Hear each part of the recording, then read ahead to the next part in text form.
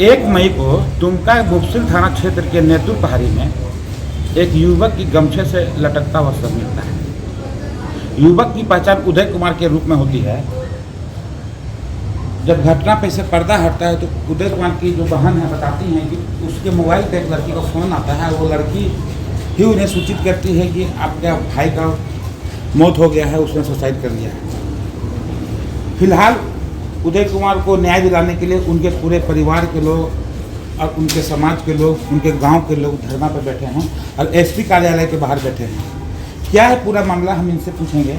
हमारे साथ उदय की बहन है। क्या नाम है आपका? बीना जी, क्या हुआ था घटना? 1 तारीख को कब फोन आया था आपको? 1 तारीख को सर हमको 6:44 में कॉल आया, तो वो वंदना भारती कॉल की थी।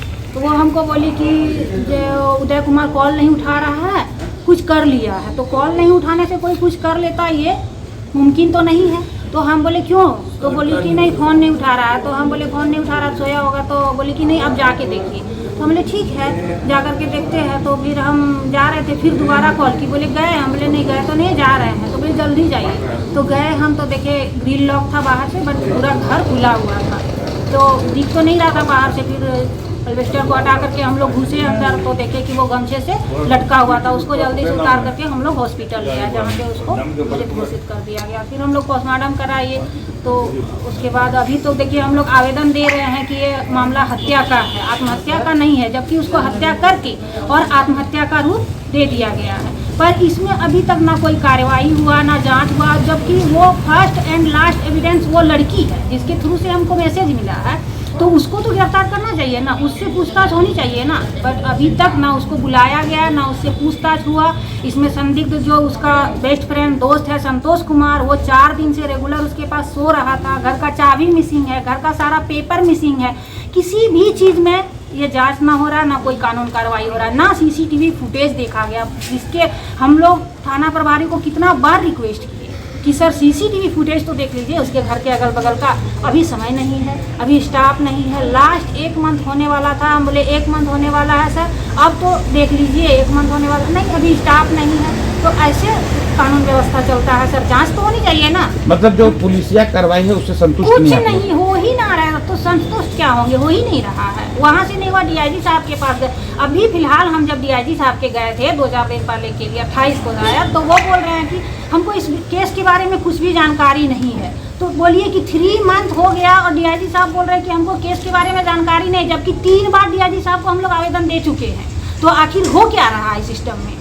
ये प्रशासन में क्या हो रहा है? यहाँ बैठे हैं, क्या सोच के बैठे हैं? हम लोग सोच के यही बैठे हैं कि ये जो मामला है ज़्यादा से ज़्यादा मतलब ये होना चाहिए, इसका जांच होना चाहिए। एसपी साहब से रिक्वेस्ट है, डीआईजी साहब से रिक्वेस्ट है, थाना प्रभारी से रिक्वेस्ट है कि इसका जांच जल्दी से जल्दी हो। कब तक बैठिएगा? जैसे आज आप लोग बैठे हैं, आज बैठे हैं, थोड़ा देर बैठेंगे। आज अगर नहीं होता फिर हम लोग अनशन पर बैठेंगे, भूख हड़ताल करेंगे। यहाँ बैठे रहेंगे जब तक आरोपी गिरफ्तार नहीं होगा।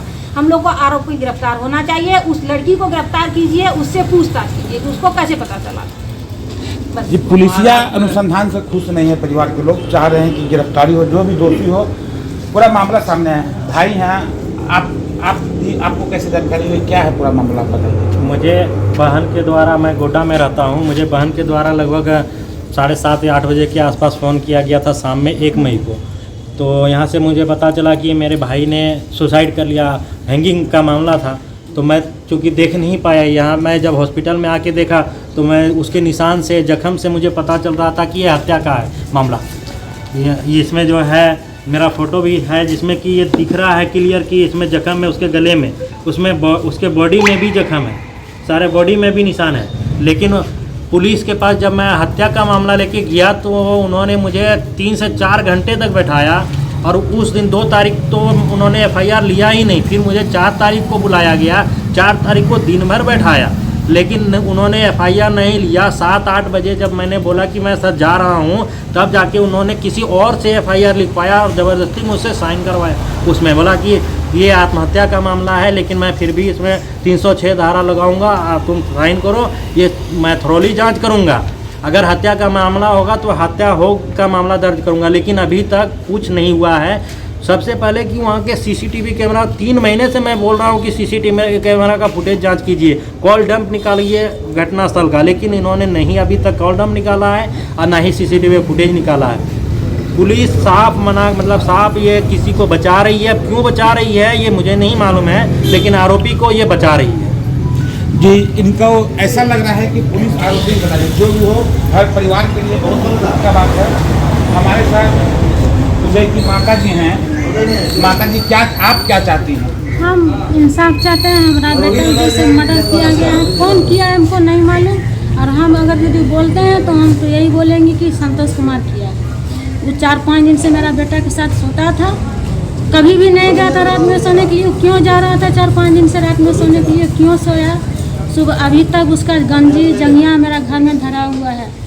कौन है संतोष कुमार? संतोष कुमार वहीं पर रहता है। अशोक मास्टर का भतीजा उदय के साथ जाता था, आता था, उदय के साथ रहता था, लेकिन कभी वो घर में नहीं सोता था ना रहता था। वो 4-5 दिन से क्यों जाता था? और चाबी भी उसी के पास है। 2 अंगूठी था, पहला एक पहले का सगाई का अंगूठी था, वहीं पर था। इस बार जो सगाई हुआ था वो अंगूठी था। दूसरा नंबर पर कागज पत्र घर का ना, एक तो डायरी है ना कागज पत्र है, पैसा कौड़ी कुछ भी नहीं है। घर से सब मुच्चा खत्म कर दिया। क्या किया नहीं किया वो लोग जानो, सब वही लोग का हाथ में है। हमको इंसाफ चाहिए। उदय का शादी हो गया तो? नहीं, शादी लगा था 19 अप्रैल को सगाई हुआ था और 1 मई को हमारा बेटा को मारा गया। हमको इंसाफ चाहिए, बस हम यही मांग कर रहे हैं सरकार से, प्रशासन से। हमको इंसाफ चाहिए। मेरा बेटा चला गया, उसी का भर निर्भर में रहते थे, वही मेरा देखता था, वही मेरा सब करता था। कैसे रहेंगे आप ही बताइए, किस तरह रहेंगे?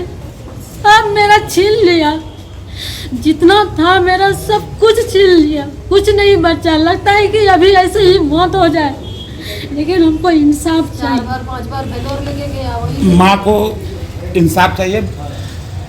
जो भी मामला हो सामने आना चाहिए। पुलिस को इसको निष्पक्ष रूप से इस पर जांच होनी है। उदय का अगर हत्या हुआ है तो उसके हत्यारों को सजा होनी है। लगातार लाइव के लिए दुमका से रूपम किशोर।